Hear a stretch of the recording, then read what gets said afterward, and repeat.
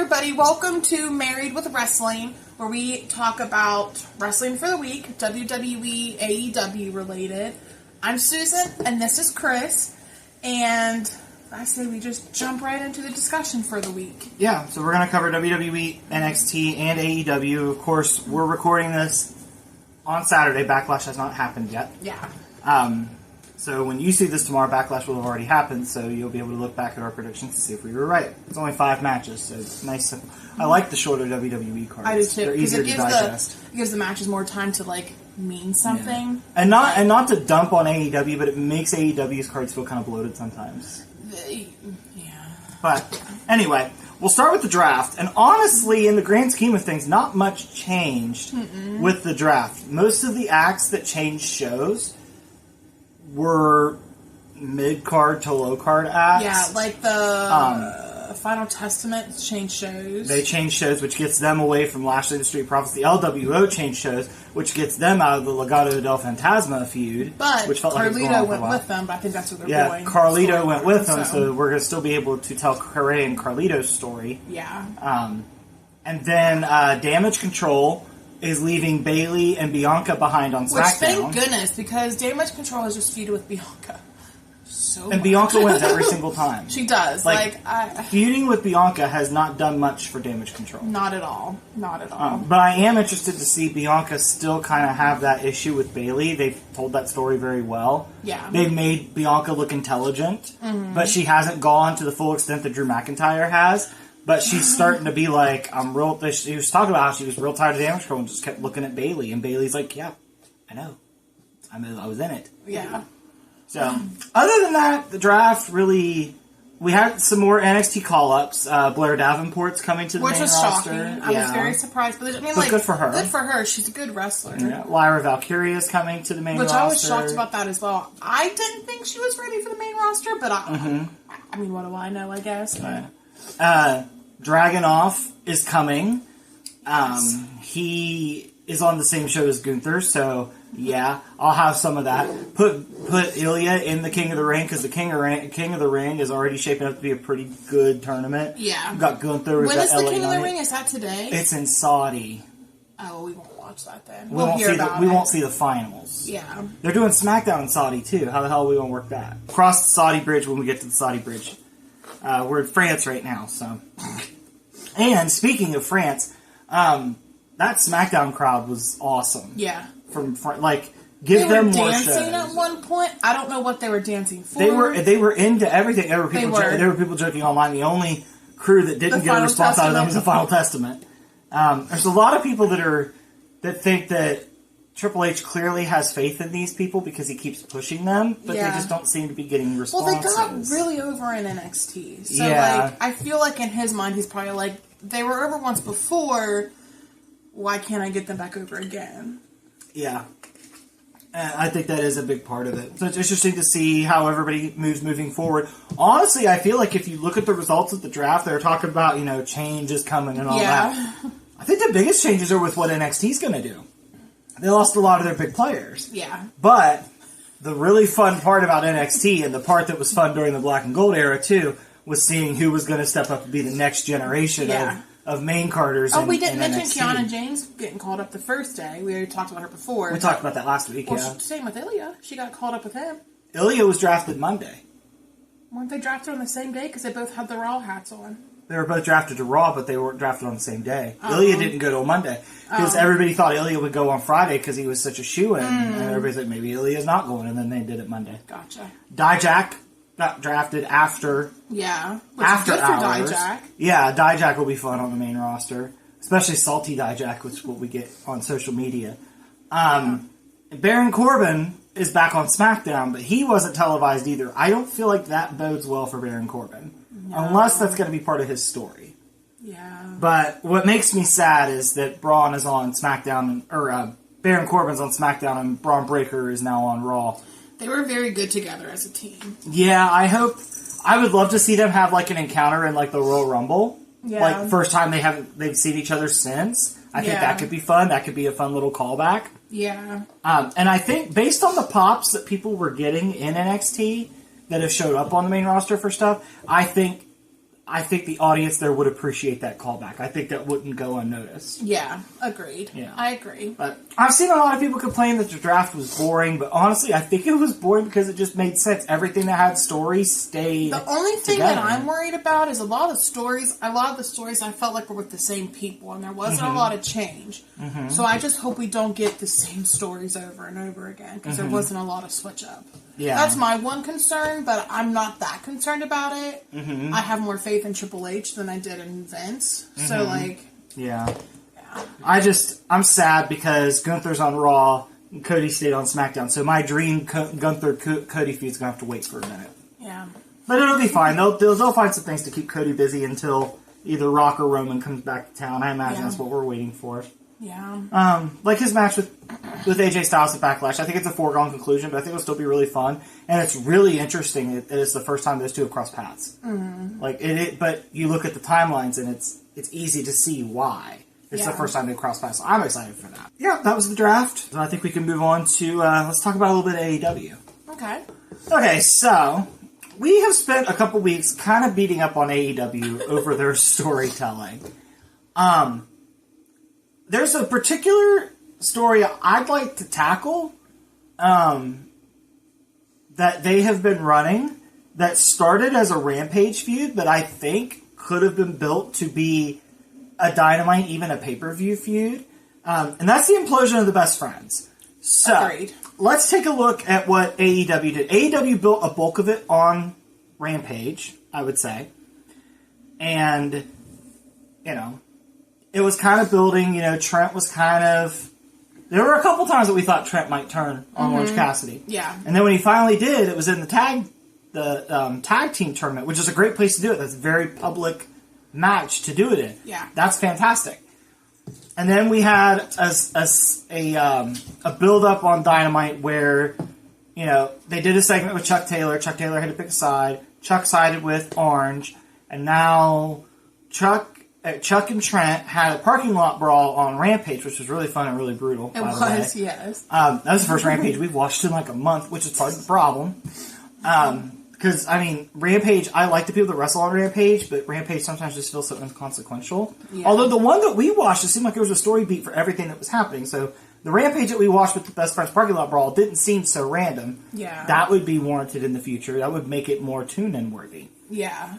So what happened after the Parking Lot Brawl was Orange Cassidy came out, said that Chuck Taylor will never wrestle again, which honestly, in the grand scheme of things, kind of felt glossed over in a way that he'd kind of dropped that. I know he built up to it, like with emotion and everything, but still, I'll explain in a minute how I would have done it.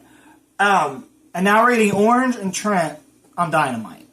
So, how could AEW have done this differently? Honestly, I think having monthly pay-per-views would have helped this story. So, you have the tag turn with Trent and Orange Cassidy on Dynamite. You build that for a couple weeks. Instead of turning Chuck Taylor's whose side is he going to be on story into one segment, you break it down over the next 3 weeks. Tease a little bit that Chuck might go with Trent. Have Chuck maybe wrestle and do, if he's up to it, and, maybe have Trent come out to help him to try to get him to join Trent's side. You could build that up for a little bit. Mm-hmm. You could have Chuck start to trust Trent and think that it's okay, it must have just been something in anger, it's fine, and then boom, Trent takes him out after one of his matches from behind with a forearm, decides that Chuck's weak, he can't win without him. So there's another week of a segment that you could do. And then you build to the pay-per-view, where at the pay-per-view, you do the parking lot brawl between Chuck and Trent. Loser leaves Best Friends, or some kind of stipulation like that. It's pay-per-view, so you could go all the way with it, and you don't have picture-in-picture to interrupt the flow of the match. You have Trent and Chuck go for 20 minutes, you have them kill each other, and you do a parking lot brawl / I quit match. One of them has to admit that they quit. You could win this, Trent can win this, by literally beating Chuck down to where Chuck can't even respond if he can quit, and the ref calls the match. Orange comes out on Dynamite. Let's say we did that at Dynasty. And that would feel very feel like a very OG AEW match, Trent versus Chuck. That would be fun for those of us that have been there since day one. Yeah. Since the first episode of Dynamite.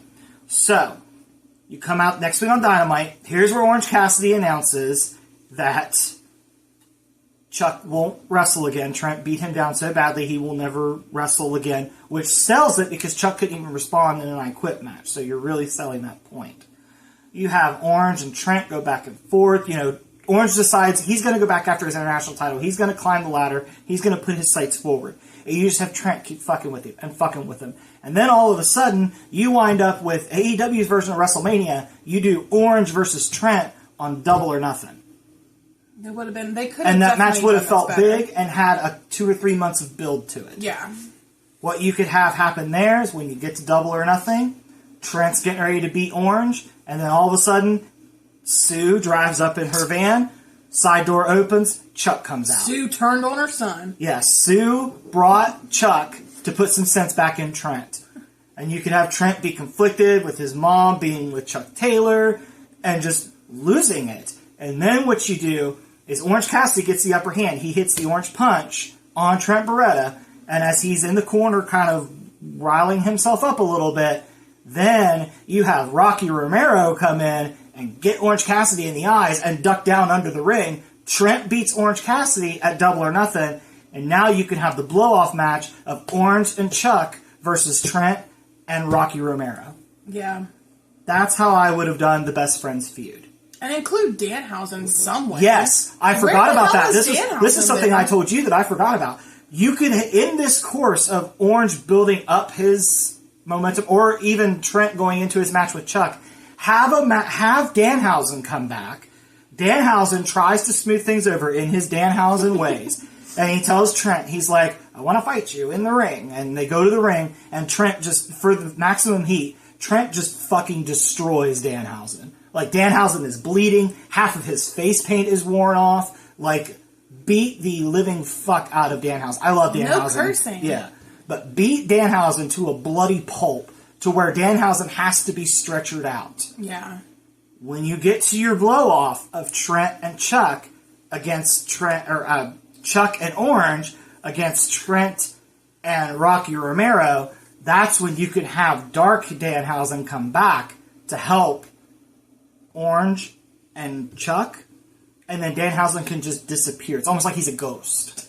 You can have him disappear for a little bit, run some vignettes, bring him back in his evil form, and then you have a character you can work with. Right? Like, where has Danhausen been? Ring of Honor, and a lot of people think that he's been pulled off TV because he took a lot of shots on social media after what happened with CM Punk. He did? That's what I keep reading.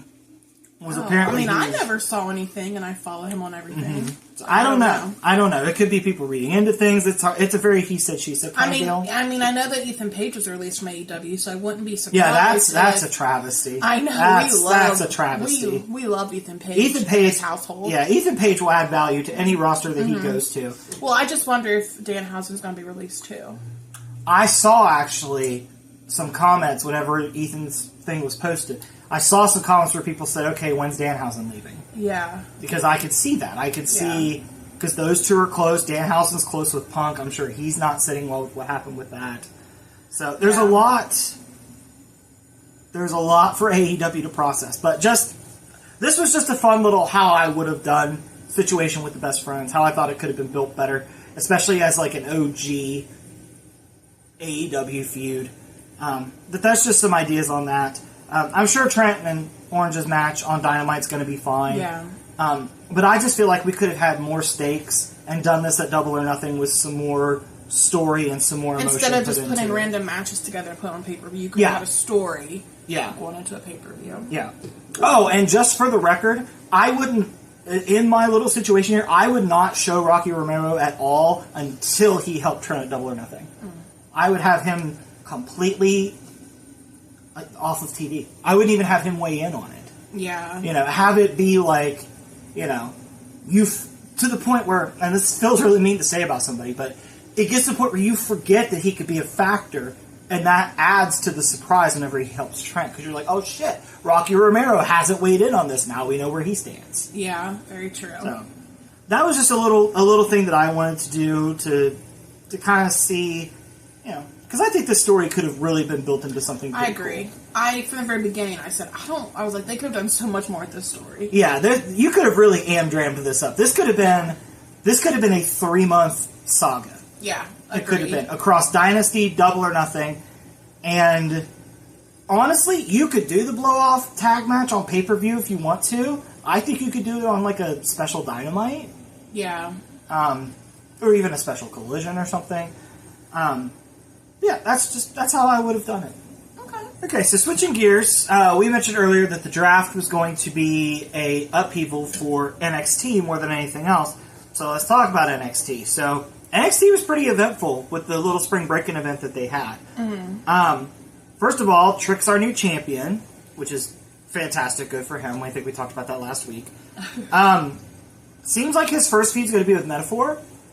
Because Lash Legend came out and she had some kind of envelope, but she wouldn't tell Trick what was in it. We're going to know what it is next week. We're going to know what's in it next week on the Supernova sessions from the, how does one say it, from the Metaphor. USI, or however he says Metaphor. it. One thing I do love is that the crowd literally chanted Trick's the daddy, which is really funny.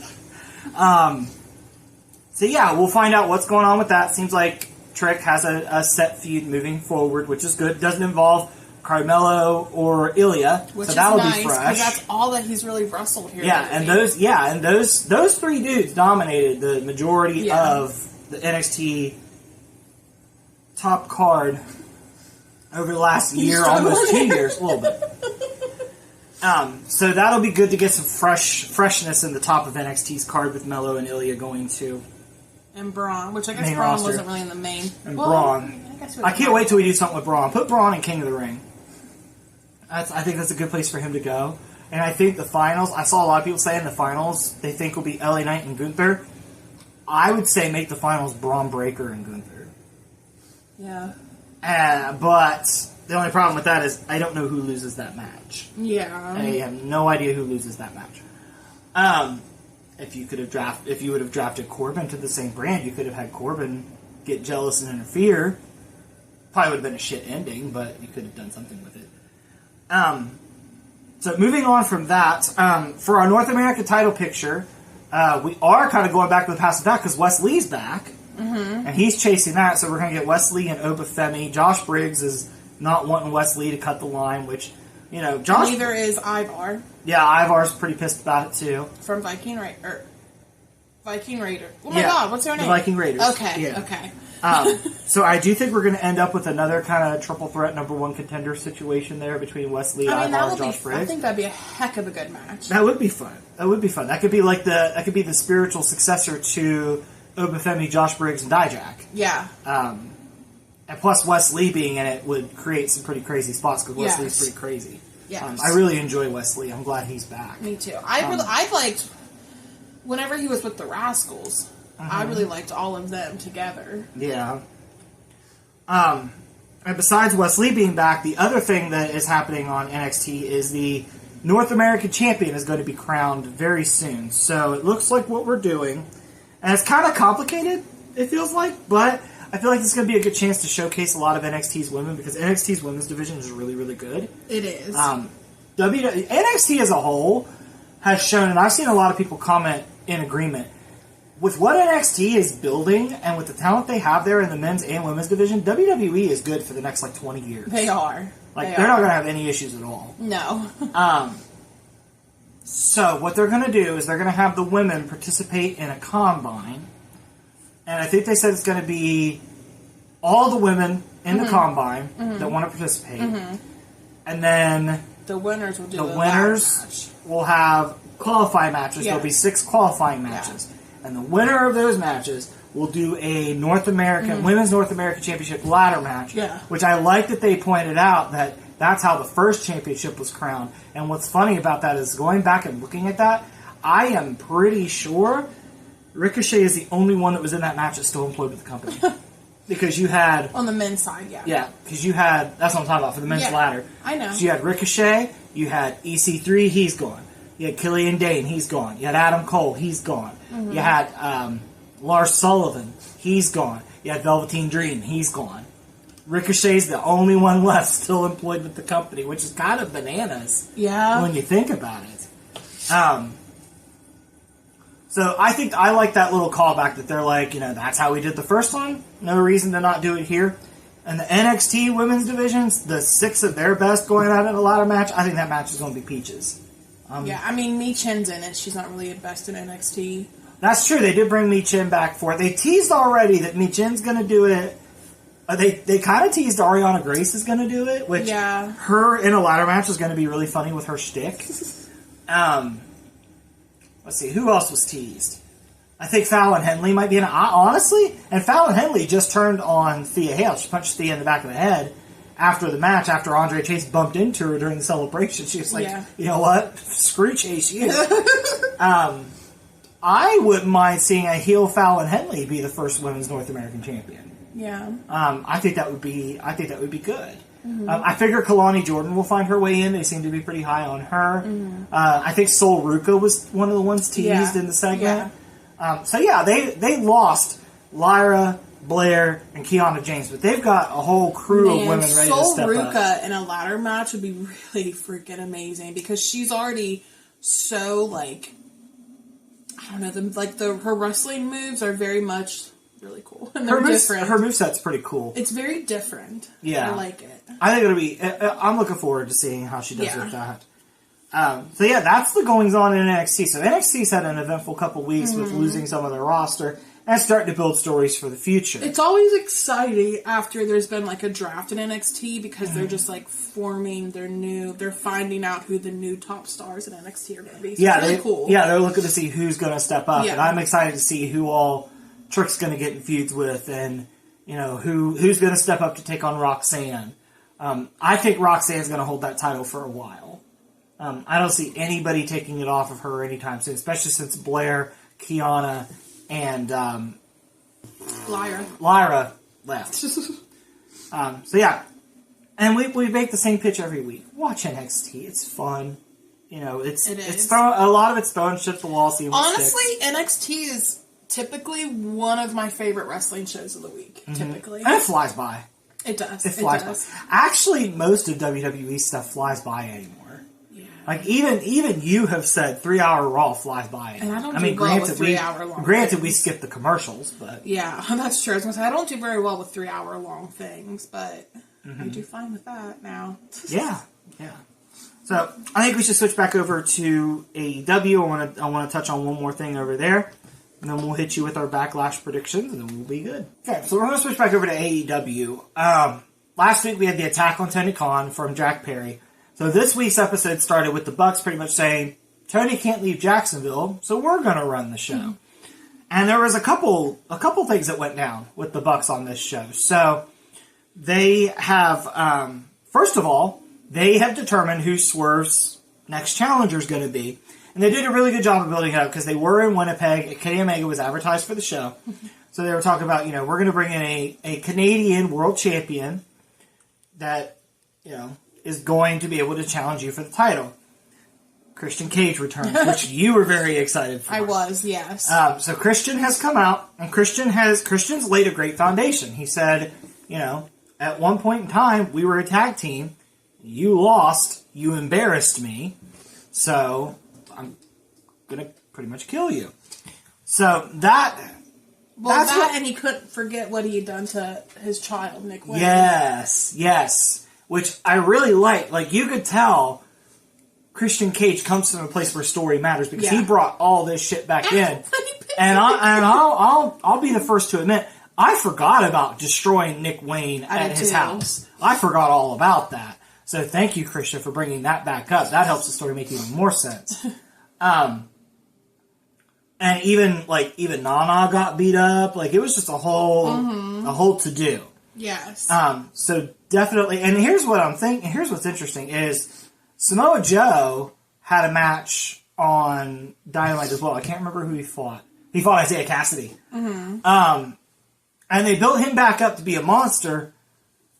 I just wonder where we're going to go from there. Mm-hmm. What are we going to do with Joe moving forward? I would imagine Joe would be pissed about losing his title, but AEW doesn't really seem to have people that lose their titles stick around to fight to get it back. It seems like they move on to the next feud, which is fine. That's the way you could do it. You lose, you get back to the line. WWE, I think, set the precedent years ago that the champion gets a rematch, and half the time it makes sense, half the time it doesn't. Yeah. Anyway, so Christian's back. And the other thing they did was Kenny Omega did show up during the main event. So it was the last segment of the show. It actually leaked over into Rampage. Kenny Omega came out, talked about what's been going on with him, about how, if he has his surgery that he has to have, he might have to have a colostomy bag for the rest of his life. So I don't think Kenny Omega's going to be hitting V-triggers in a colostomy bag. No. He talked about if he doesn't get the surgery, he's kind of got a ticking time bomb in his stomach. It could go off at any time. It'll take him out. Like, he would be done at that point. Yeah. So, it kind of had a vibe of, like, retirement to it. Mm-hmm. But then Okada came out, and that's when I knew. I was like, okay, this is an angle. Because at first I was like, is Kenny gonna hang it up? Because Kenny's done enough that if he hung it up, his career would be looked at fondly. He'd be like another Austin. Like, it sucks that we lost so many years with him. Yeah. But his career up to that point speaks for itself. Yeah. So Okada comes out. Okada tells Kenny, sorry, I'm the best bout machine now. Kenny Omega was like, give me a couple months and we'll test that, which is fun. People were excited for that. But then Kenny gets walloped from behind by good old Jack Perry. Who's always just has the shit in ground his face anymore. Yeah, he does. He just looks like he loves destroying people. So the Bucks come out and they try to get Jack Perry off of him. They're like, come on. Then they hit Kenny with a V-trigger. So that takes care of that. FTR comes out to try to help. FTR gets wasted. So it ended up with Kenny leaving in an ambulance, and the Bucks and Jack Perry are just going to go on about their business. So that's a good way. They're finding good ways to get heat by attacking Tony Khan, attacking Kenny Omega. And they know that they're disliked as wrestlers. Yeah, so they're just feeding into. I've seen where somebody actually. This was a great explanation. This is a great explanation. I've seen it described this way, and I think this is the best way to describe it. Basically, the Bucks characters are a satire of what the internet says about them. I say that all the time. Yeah, I constantly. And I think that they read what people say about them, like the negative things, and they just incorporate that into their gimmick. So. Yeah. And they talked about how Kenny's an EVP, so that's nice because we've built a power struggle that we could do without Kenny ever getting in the ring. Yeah. You could tell that story without Kenny Omega stepping foot in a ring. Yeah. And just a back and forth power struggle. And then when you build to that match, when he's ready to come back, if he's ever ready to come back, you've got a really nicely laid out story to have him come back to. Do I trust Tony Khan AEW to see it through? Not necessarily, unfortunately. Yeah. But I think we have the building blocks here of something really good for the Elite to work with. And I do think if you need somebody to represent Kenny Omega in ring, you've got Hangman Page whenever he comes back. Yeah. He can kind of be that surrogate. And then we're kind of revisiting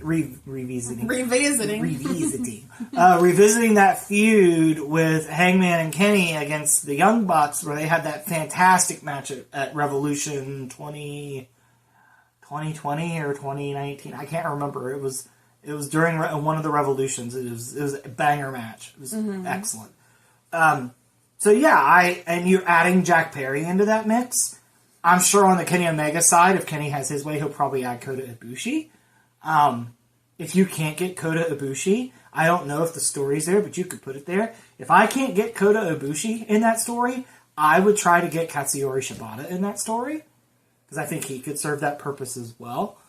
But he seems to be kind of stuck in the Jericho hook thing for a little bit, the whole learning tree thing. So so the Bucks definitely had some impact on Dynamite this week, and we'll see how the story continues. Excited for Christian to be back. It's cool that Christian's getting another world title shot, but at the same time, I feel like this could be it for him as far as like world championship feuds. I think the younger guys would step up at that point, I think. Yeah. But I'm excited for it. Christian Cage is always good news to be on my TV. I love Christian Cage. Yes, and I will always shut up and let him conduct his business. Yes. Speaking of power struggles and people in charge and running shows, the Bloodline has gotten interesting again. Yeah. So. Without Roman. Yeah, and the crowd is wanting Roman to come back. Yes. That's the crazy part. That's the fun part. There's 3 crowds in a row now that during a solo segment has chanted, "We want Roman." Yeah. I myself am happy with just Solo. Yeah, but I'm being honest. But as somebody, as I've seen repeatedly on Reddit, Roman, when he comes back, that face pop's going to hit like crack. It is. It's going to be great. That's just that's the comment I always see. Oh, this will hit like crack, like. Or usually, sometimes crack in the 80s is the comment that I see. Oh my god! But anyway, so we had another revelation come up on SmackDown where Nick Aldis was talking. He was kind of poking Paul Heyman, and I really like the Nick Aldis Paul Heyman rivalry. I think that's really fun. 2 suits just kind of bickering. Mm-hmm. Nick Aldis also brings such presence to his GM role that I feel like he's a great foil for Paul Heyman. Yeah. Because Paul Heyman's so weaselly and Aldis is so no-nonsense. Like, I saw the other day where somebody said they love the comparison that it seems like Pierce can't control anything and Aldis controls everything, but they both work for what they're doing. We're going to have Chelsea Green with Nick Aldis, which will be fun. Yeah, and it's funny because Adam Pearce actually celebrated on Raw. He was like, she's Nick Aldis' problem He now. posted something on social media too, celebrating it. Good for Adam Pearce, living the gimmick, man. Good for that. Good for that. And I really like Pearce and Aldis, and Ava does a good job in NXT too. I like the authority figures. Ava definitely found herself as like the GM figure. She's very green as a wrestler, and like she kind of. I like her as a GM. It seems like she's building confidence. Yes. Which is good. I think that's what this was done for. Yes. I do kind of wonder also if her being in charge is going to play into being The Rock's daughter at any point. Like when Rock starts coming back. Like I think it would be interesting. I don't know if they're going to play that card, but it'd be interesting if they did. I mean, they haven't really even mentioned that she's The Rock's daughter so far. But it would be interesting. Like, let's say The Rock comes back and cuts a promo on Cody Rhodes, and he's talking about how, like, Aldis and Pierce, are useless. He controls everything. That's why I have my daughter installed as GM at NXT, and then all of a sudden you can tell that story on NXT. That gives NXT a story to run with. Yeah. But anyway, we've got a lot of people have been calling it Bloodline Wolfpack because it's kind of like when the NWO split and there was NWO regular, NWO Wolfpack. You probably don't know anything about that. But we've got Solo and Tama Tonga, who Paul Heyman is definitely scared to death of. Yeah. He's, he tried to tell Nick Aldis, get Randy Orton and Kevin Owens to drop out of the match. Like, I worry about what's going to happen to them. And Nick Aldis pretty much told Paul Heyman, he's like, well, you go tell them that. They're going to be on their KO show. Go ahead. And then Paul Heyman came out, and Orton and Owens pretty much told him to go pound sand.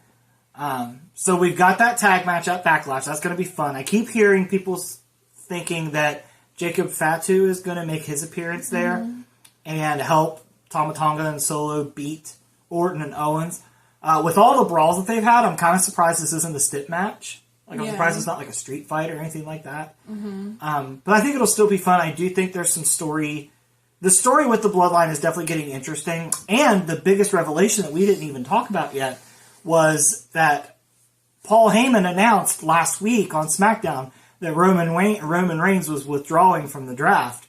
Well, then Heyman, when he was talking to Aldis, slipped up and said, I haven't talked to Roman since WrestleMania. And Aldis was like, hold on. Run that back again. And then Heyman admitted that he's the one that pulled Roman from the draft because he didn't want to expose Roman to all the chaos in the bloodline. So that, once again, has built some excitement for Roman to come back. Roman was taken out, not by his own accord, by Paul Heyman's. Who's he going to be pissed at when he comes back? Is he going to be pissed at Solo? Is he going to be pissed at Heyman? Is Rock pulling the strings? There's a lot of questions around the bloodline. A lot of interesting questions that I hope will have even more interesting answers. Yeah. So, with that being said, that seems to be one of our marquee matches going into Backlash. I still think Cody and AJ are going to main event. I think Cody and AJ should main event. But it wouldn't surprise me if they had Solo and Tama Tonga main event against Owens and Orton. I don't think they should. I think Cody and AJ should main event, but I wouldn't be surprised if it went either way. Yeah. So, that being said, let's go ahead and run down our predictions real quick for all 5 matches on Backlash. So, Cody and AJ, I think it's Cody. a foregone conclusion that Cody's going to win. I think the match will slap. I think it'll be really, really good. Mm-hmm. So I'm looking forward to it. Tama Tonga and Solo against Owens and Orton. I'm taking the bloodline on that one because I also think that third member is going to appear. And I think I just think they're going to win because Orton and Kevin Owens got the one up on SmackDown. Mm-hmm. So yeah, ergo Bloodline's going to win. Yeah, it's possible. We've got the Kabuki Warriors against Bianca Belair and Jade Cargill. I think the Kabukis are going to drop those titles. I do too. They just keep talking about how Jade and Bianca are a really good tag team. Yeah, and I think I like the Kabuki Warriors. I feel like that the women's tag titles are very easy to forget about. Honestly, I feel like I saw them defended the most when Chelsea Green and Piper Niven had them. Yeah. But I think Bianca Belair and Jade Cargill could really put some respect on those titles. Agreed. I think that's a pretty good call. Yeah. Our other matches, we have the women's championship triple threat between Bayley, Naomi, and Tiffany Stratton. I think Bayley retains. Yeah. I agree. But they definitely see something in Tiffany. Yeah. Definitely see something in her. Yes. And then our last match is Priest and Jey Uso.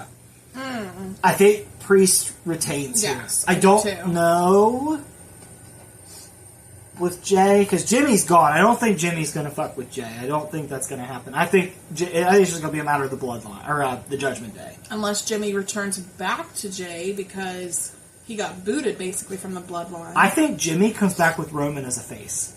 That makes sense. I think that's what happens there. Okay. So yeah, I think the matches should be fun. It's a pretty good card. It's an easily digestible card. Yes. Thank you, Hunter, for your easily digestible cards. Yeah, I get over. I can't focus if it's too many matches. I'm literally counting the time for it to end if there's too many matches. And the fun part is when you do the international shows, it's on at 1 p.m. No staying up late. Yes. That's the fun part about international pay-per-views. The crowds and the time is usually better. Mm-hmm. Yes. Like super early in the morning, like when they did like Elimination Chamber in Perth. I'm not going to get up at 6 a.m. to watch wrestling. We did that one time. We did one time. We did it for the original Super Showdown. That was fun. We literally just woke up and watched it. I think we ordered breakfast too. We did, yeah. That was fun. Tudor's biscuits. Yes, we did. Oh man, you remember that. But yeah, I like the earlier international pay-per-views, and the crowds are always great because they're starved for the wrestling. Like I think sometimes in America we get spoiled. Americans and are so spoiled. We go and we're like, as crowds, where we live close to Pittsburgh, we see them come to Pittsburgh about once every 6 months. Plus, we get AEW in Charleston, West Virginia, and they go to Pittsburgh too. Yeah, so we get wrestling. We probably go to wrestling shows 5-6 times a year, maybe. Yeah, and some of these international crowds, like they have to wait years for an opportunity like this. Like the crowd at SmackDown last night, this was the first time they've ever filmed a SmackDown in France. And they made a case to keep coming back there. And I think it's a good thing that they're having some international pay-per-views because I think it will help us appreciate it more when we get it. Yeah, agreed. Triple H definitely has a vision of having WWE be a more global company. And it's working. It is. I just hope that one day they'll drop Saudi and they can give it to somebody else that, doesn't want to piss all over Why human not rights. go to, what is it, Poland? Switzerland? What is it that's, no human rights, basically? Like, no issues. Is that... there's a few places that are like that. Well, what am I thinking of? Poland? Switzerland? I don't know. I don't know. But, yeah, I like the international crowds, and I like the chants they come up with, and it's different than what we do, and it makes it fun. It's kind of hard whenever, it's a language that we don't understand, and it's like, oh, what does that mean? Luckily, I'm usually on the thread when that happens. There's people in there that know the language, they translate it for me, and it's great. And I feel like that's such an American thing, too, to be like, I don't know what they're saying. I don't, but I can tell it's fun. Whatever it is, I can tell it's fun. I know they're having a good time. And I'm sure on the other side for them, they're like, yeah, we'd love to understand when Cody Rhodes cuts a promo. But, it's still... What I'm saying is whether there's a language barrier or not, the fun they're having translates through the screen easily. Yes. So... Does that wrap up discussions? I think that wraps up all of our discussions. So, Follow us on the socials. How's the social situation looking at this point? I know you got some stuff switched over to Married with Wrestling. We're on Facebook as Married with Wrestling, and then Okay. on YouTube, Married with Wrestling. Okay, so start there, and we'll continue to get everything updated. You know, as always, wrestling when it hits, there's nothing like it on the planet. So definitely look for it, find something you like. With all the wrestling that's out there, somebody's bound to find something that is at least going to entertain them a little bit. Yeah. So yeah, go find it, watch it, and we'll see you next week. Later.